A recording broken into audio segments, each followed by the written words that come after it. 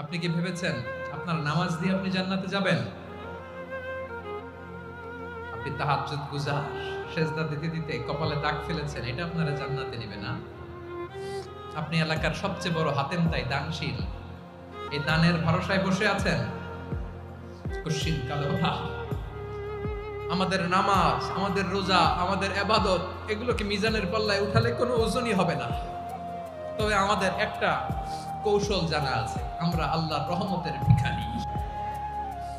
আমরা সেদিন আগেই গুনার স্বীকৃতি দিয়ে দেব। আমরা বলবো, আল্লাহ তুমি প্রশ্ন করার আগে তোমার একটা কথা বলি, আমারে কিছু জিজ্ঞেস করো না, আমি সব করেছি। এমন কোন পাপ নাই যে পাপ আমারে দিয়ে হয় নাই। তোমার রহমত দিয়ে তুমি জান্নাতে পাঠাবা, তোমার দয়ায় জান্নাতে যেতে চাই, আমল দিয়ে না। পারবেন বলতে? কিয়ামতের দিন আমরা বলবো, আল্লাহ আমার আমল দিয়ে জান্নাত চাই না, আমি তোমার দয়া দিয়ে জান্নাত চাই। তোমার দয়া ছাড়া আমার কোনো উপায় নাই।